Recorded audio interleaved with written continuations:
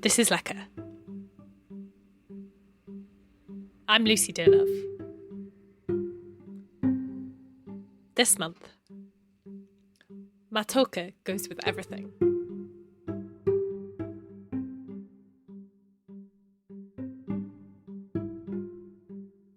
You know, when you say that if you ask if it tastes different here compared to Uganda, the thing is in Uganda, they don't just boil it as we boil it here.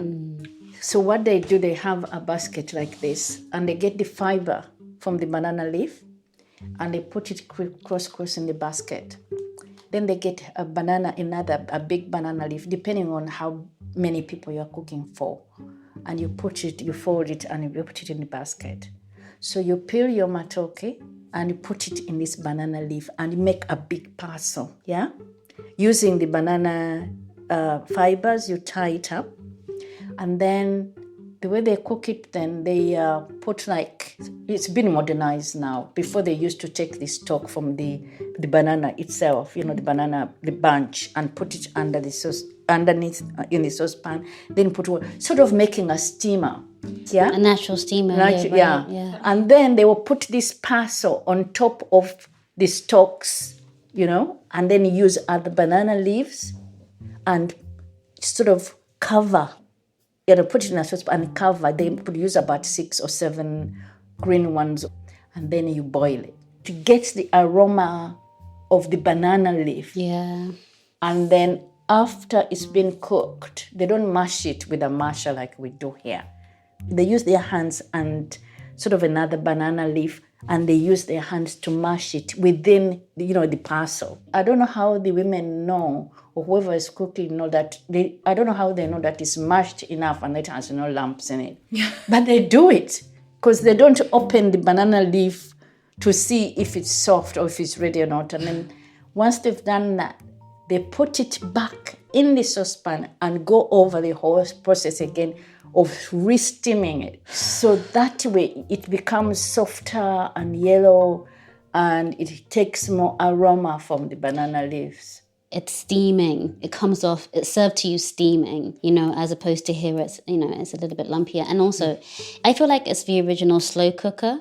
Because these women make 4 hours it might take to just make this. Just over this very low heat, just the ashes. Yeah. My name is Katasi E. Kironde. I'm from West London via Kampala. My name is Elizabeth Kibalama. I'm Katasi's mother. And actually, same thing. I grew up in Uganda, and I've been here in England for a number of years. So when I asked Katasi if she would speak to me for Lekker, basically the first thing you said was like, do you want to speak to my mum as well? Because I learned everything I know from her.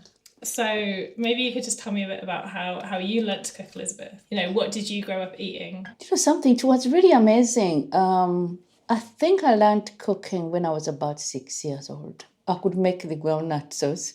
What you're going to have some now. I can't wait. Yeah, I was allowed to do groundnut sauce. I think basically that was the first thing I was allowed to cook, because by then I was living with an uncle of mine, sort of in the village. We used to grow our own food, like tomatoes and all the vegetables and everything. One just had to go to the garden to pick up the tomatoes and the onions, and you come home and you cut up the onions. And funny enough, we never fried anything at all. We never used any oils at all. It was all natural. And then as far as Matooke was concerned, this was really crazy because there is a special knife the people at home use. It's sort of hooked, it's at the top here like this, and it's got a wooden handle. As that knife gets older, the wooden handle breaks off. So they tend to give that to the children to learn to peel so that they don't cut themselves, and it was always blunt. So much harder. Yeah, but anyway, I think they just didn't want us to cut ourselves, So we struggled, but we eventually got into the idea of learning how to peel the matooke. And then, of course, by then I could watch how my aunt used to, to prepare the matooke and all that. And could you explain what matooke is? It's a form of a banana, but this one is not eaten as a fruit. It's eaten as a staple food, like you could eat sweet potato or mashed potato or something like that. If I'm very specific in Baganda, like the ethnic group that we are from the centre and around Kampala, many people will say like a meal isn't a meal without matooke. Like you haven't eaten. If you've eaten anything else, you've eaten rice, sweet potato, chapati, and there's no matooke, like it's not food. Yeah. In actual fact, they all say, when they say food, which is mele in Uganda, they mean matooke. Okay, right. Yeah. The others are additionals. Yeah. So if someone says that, they mean yeah, that's okay. Tawari mele, there's really no matooke. Yeah. There's no food. It's very specific to the Great Lakes region. Right. So you'd find it in Congo, in Rwanda. I think in Rwanda we call it etoke, in Tanzania, especially around. Uganda's landlocked, so anywhere around really you'll find it. Literally all around Lake Victoria. We buy it in Shepherd's Bush. Do you get it from Strawberry Hill? Strawberry Hill, a very specific shop within the market. But it's cheaper to buy it in boxes, but we would never finish a whole box. You can get better prices in South London and East London where there's more clusters of Ugandan people. And if you go too late, sometimes we have to call them up and say, can you just hold some back for us? You might not find any. Yeah, they know us now. There is something called olwombo, and that is vegetables or meat prepared in a banana leaf. They get a basket like this, and then they get the young of the plant, the banana leaf without holes in it, and they smoke it. They pass it over the fire, and it becomes more like plasticky. And then they fold it, put it in the basket. Then you can put depending on what you want to cook. You could cook meat or fish or groundnut sauce or mushroom sauce. Literally anything, it goes with anything. But I think matooke is one of these, one of these foods that just pairs well with so many different flavors. You can have it with a meat, like matooke ne nyama, which is literally matooke and meat. It's just like divine because it just soaks up the sauce. And I find it like it's best eaten with your hands. Like for I'm not going to make you use your hands, Lucy. But just to soak up the last bit of gravy. And because matooke, it doesn't have an overpowering taste. So it just blends well with everything. Or when I'm in Uganda, I like to have it with offals. A lot of our sauces are blended with curry powder, a bit of royco, which is just like the super mix, and tomatoes and fried onions. So like a bit of a curry sauce really. And again, the curry is symbolic of the South Asian influence. Yeah, of course, yeah. You can have matooke in so many different ways, like katogo, which would be like a mashup or melange of beans, but you'd have it whole, so you don't have to mash it. And that's the one I make the most because I don't have to sort of pound it. It's like peel, boil, and then mix it up with your bean sauce. Bean sauce or groundnut sauce. Or meat. Yeah. You just literally, it's an angle, you just peel it at an angle, and then there's lots of sap. So you've got to put oil in your hands. Yeah, they're really sappy. Oh, tajea matooke, let's take out the matooke. Well, we have shortcuts. So my mum taught me how to make it really, but basically you put it in a pressure cooker just to speed up the process after you peeled it. and then take it out of the pressure cooker and then mash it with like your regular potato masher. And then this part is quite intricate. Do you want to explain? So this is what we do. Can you Well, I'm see? just going to take a photo. Do you want to take a photo? I know, Wait. Nidako. So what you do once you've mashed it, you use a foil and you put it in a foil paper and wrap it up. You get a casserole dish and you get it's like a kitchen cloth and you wet it and wring the water out. Okay, so it's inside here. Yeah. This is the dishcloth you described. Yeah, this is the dishcloth. Like that. So you just do it like this and sit that kitchen cloth in the casserole dish. Then you take your pass of matooke in foil and you put it inside. Wrap it up so it keeps it's moist. Yeah, so kind of like the banana leaves. Yeah. This is sort of imitating the original sort of thing. And then, Wow, okay. yeah. If you've got a cover for the casserole dish, you cover it and you just stick it in the oven, at a very low heat. I hope this is warm enough. Good. I'll just take some out for you. Baby, yeah, what? So we've got the groundnut sauce, the fish. and we've put some fish in there because traditionally you put some fish in, or you could put mushrooms. So what we do to improvise here, because we can't get the dry fish we get from home, we use mackerel. Oh, Smoked right. mackerel. Okay. Yeah. And that's a similar flavour. Yeah, so long as it's dry fish. Yeah. But you can get dry fish in Shepherd's Bush, but it'll be... You have to soak it, and sometimes it's hard and all that. Though if we were bothered to go to East London, we can get the fresh fish tilapia from Uganda. They're just spring greens, aren't they? No, that is spinach. Oh, it's spinach.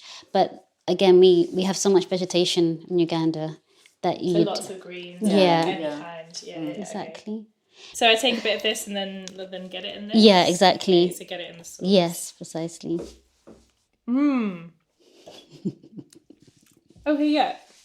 I see what you mean about how savoury it is. Yeah.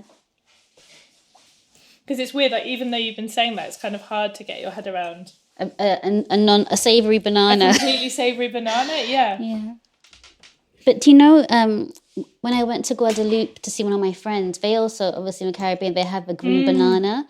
And when I came back, I was adamant that it was the same. And then actually I realised it wasn't, because when I tried to boil it down and mash it, it's a completely different variety that they have. Okay, It doesn't- it looks really similar. It looks a bit similar. And in fact, I think ours are fatter, have more water content. Yeah, because the texture of it is that it's so sturdy. Like, you wouldn't think that something in the banana family could keep that much structure when it's cooked. Because bananas, when you cook them, they just sort of dissolve. Exactly. And even plantain is very soft. Yeah. But yeah, it's much more like, almost like, I don't know, like polenta or something. Or mashed potato, very structural. Polenta's a good comparison. This is really good with the fish as well. It's really Oh, nice. So is this something that you would eat a lot? Because of that process, this okay. whole pounding process, sometimes we would just make would leave it whole and just have it as katogo. My mum says when she's back in Uganda, that's all she eats, matooke. Just matooke. I don't eat anything else. Why would See, you? somebody gives me rice, I think they are Not interested. No, because the last time I went home in January, I was in Uganda in January, and my brother was from the United States, was at home, and there was a lot of us at the house. So we would have cassava, and we'll have different yams and pumpkin and you name it, and wugari and all that, for dinner. Yeah. And then they asked me, Elizabeth, what would you like? Matooke. And they would say, aren't you having any cassava? No. Aren't you having pumpkin? No. Aren't you having any rice? No. I can get those anywhere. Yeah.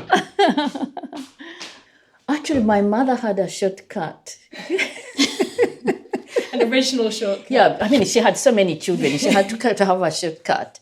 So like instead of going into the elaborate thing of putting, the banana stock in the saucepan and all that, what she used to do, she would just get a saucepan, put water in the saucepan, put a banana leaf in, peel the matooke, wash them, throw them in the saucepan, wrap the matooke with the banana leaf without using the banana fibers, Okay, yeah. and just cover it and boil it. And when she finished, she would just use the same banana leaf that she put in originally, and just use that to mash the matooke. Okay, yeah. And that's it. That is the easiest way. Yeah. And I think that, like my generation, people are not living in the sort of same housing that can afford them to have an outdoor space where you can do all of this and put it on the stove, or the charcoal stove. So people are adapting. And I remember in the noughties, somebody came up with toke powder, which was meant to be instant matooke powder, Yeah. But for special occasions, you hire somebody or you go all out and you make the more elaborate one. How did the toke powder go down? I tried it. It wasn't the same. Like, No, you can't it's cheat. not the same. You can't cheat everything. It's like instant mash. It's Yeah. never going to be... or microwave oats. It's not the same. Yeah, sometimes a shortcut is okay. Yeah. Sometimes you've just got to do the whole thing.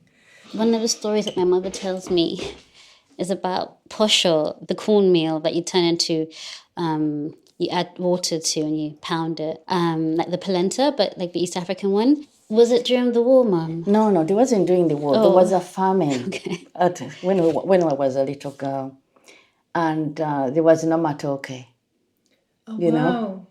So the Baganda started to eat ugali from Kenya, and they also learned how to use maize to make the cornmeal. So the Baganda themselves had this concept in their head that everything must be wrapped in a banana leaf. And actually my sister does it, and I really I haven't told her. I just look at her and I think she's crazy. My mother does it as well.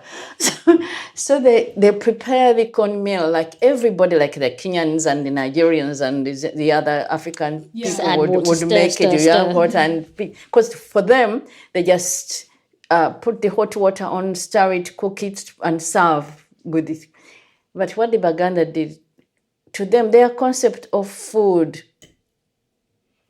without it being wrapped in a banana leaf was something else. So they started preparing this thing and wrapping it in a banana leaf and going through the whole process as you prepare the matooke. Oh, wow. Almost reminiscing what they were missing, like the ritual of preparing it. Yeah, but now it's become tradition because at my sister's house, they prepare matooke and they prepare this ugali thing wrapped in banana leaf. I said to them, what is this? And because I don't like it. Okay. I don't like it wrapped in banana leaf. I like it the way you just prepare it on the fire and serve it. And they think, when I say I don't want to eat that, they think I'm crazy.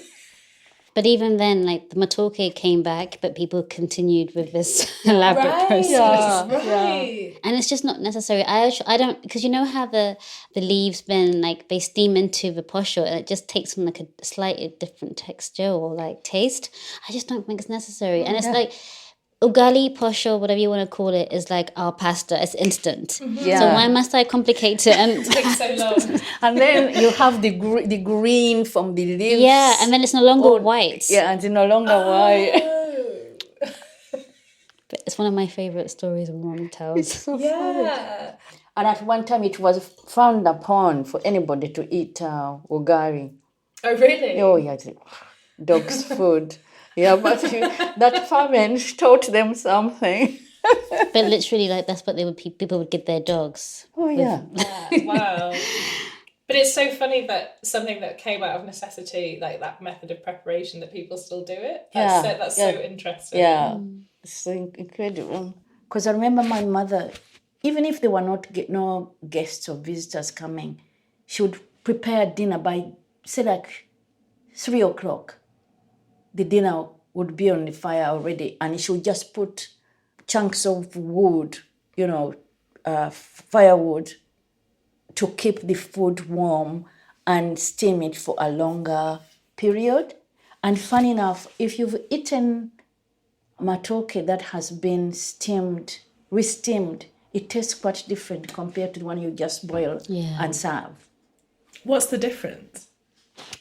It's a bit harder, isn't it? It's a bit tougher. It's harder. And funny enough, when it's been steamed and you've used the banana leaves, it actually doesn't look yellow.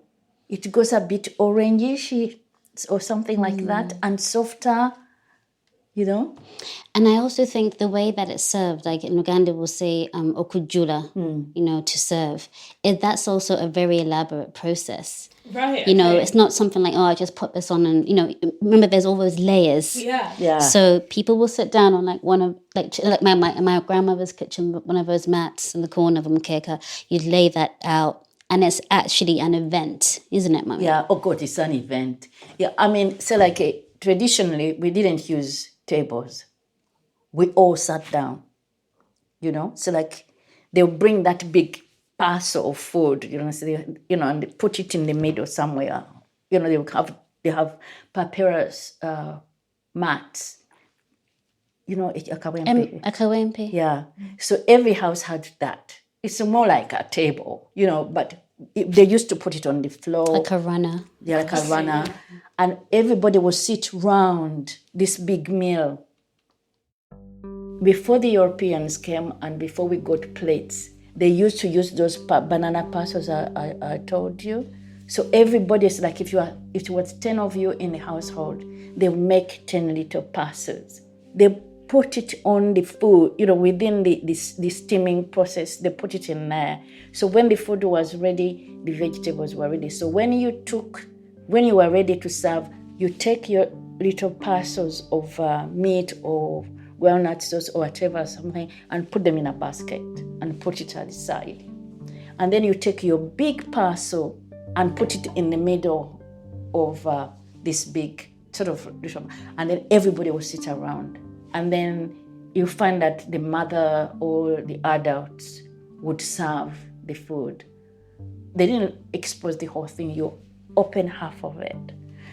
And during the process while they were preparing, they used to cut little banana sort of squares, which were used as spoons. So you take it from the big parcel, you fold it, and you sort of use that to take off the food. Like a scoop. Yeah, scoop, and just give it to everybody who is sitting around.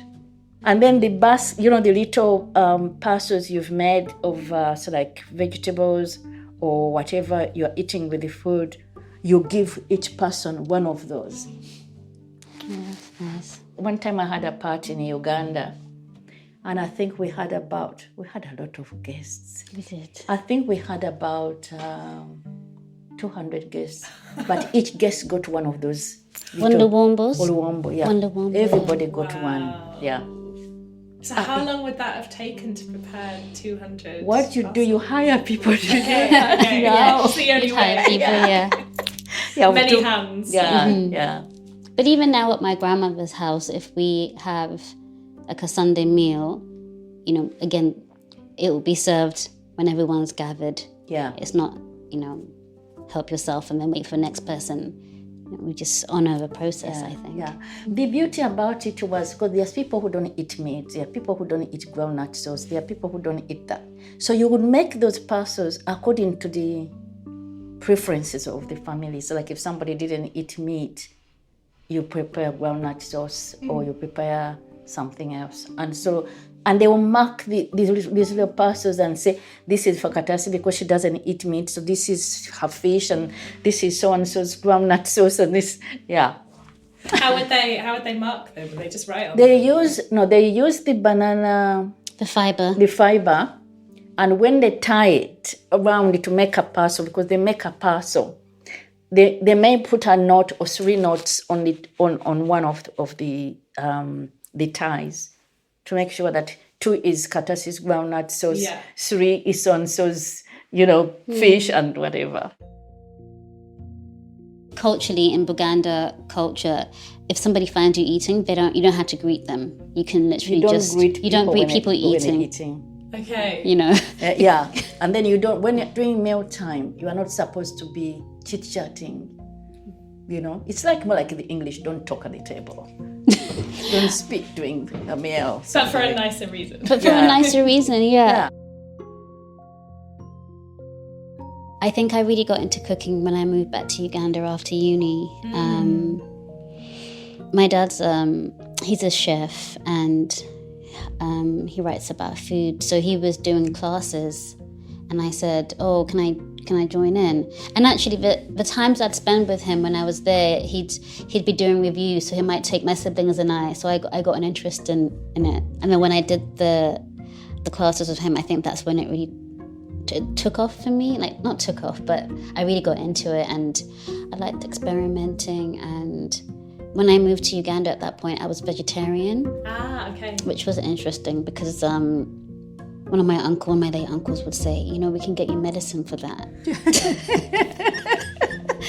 You know, we can get you medicine. I'm like, no, I'm not allergic to meat. I'm just choosing not to. And what's ironic is that traditionally, Baganda, we didn't eat meat in the way that we do now, as much as we did. You know, it was a Sunday. I remember growing up, it being like a Sunday affair. Yeah. You know, once a week, you ate what you. I don't want to say you ate what you caught, but you know, the chicken was slaughtered there. Yeah. It wasn't as mass produced, so it was funny that people made such a big deal about me being vegetarian. Yeah.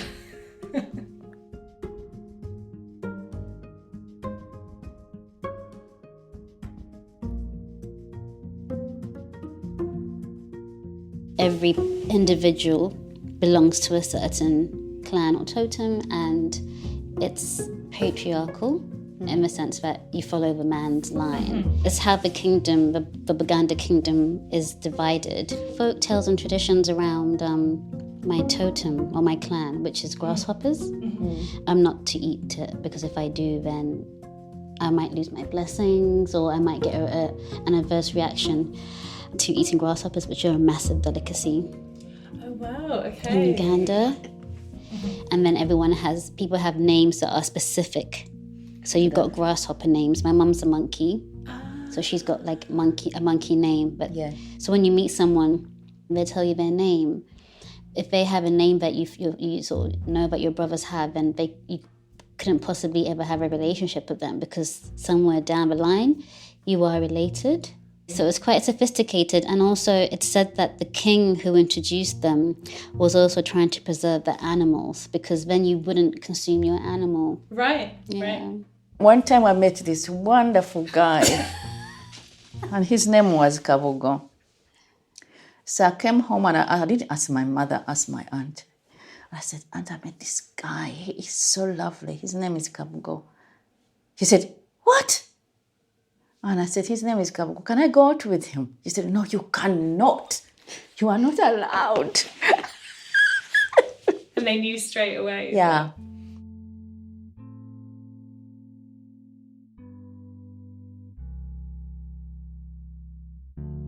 Leka is hosted and produced by me, Lucy Dearlove. Thanks so much to Katasi E. Kironde and Nakigudde Elizabeth Kibalama, my guests on this episode. Katasi is written for outlets like Peck and Peculiar and Black Ballad, and she was also a co-host on the Unsavoury Ethnic Types podcast, who did a great episode about Ugandan food that I really recommend listening to. I'll link to it in the show notes so you can also listen. Katasi also guest curated a recent issue of Fair magazine, which is the magazine that focuses each issue on a particular city. The one Katasi did was all about Kampala. I just checked, and it's actually currently reduced on the Fair website, so you can still buy a copy for an even cheaper price. I'll also link to that in the show notes. I love this magazine. I learned so much from it. Katasi did an amazing job. The design and the photography is so beautiful. Highly recommended. Katasi actually sent me a copy of this when it first came out, and that's what planted the seed for the idea for this episode. We actually talked a bit more about the magazine and a couple of specific pieces in it, because there's some really interesting ideas there. And those bits of the conversation that I had with Katasi are going to be available on the Patreon bonus episode of the podcast, which comes out monthly on the Patreon page. You can get access to those by signing up for £3 a month at patreon.com/lekapodcast. Other ways you can support Lekker: tell your friends. Please spread the word. Rate and review on Apple Podcasts or Spotify.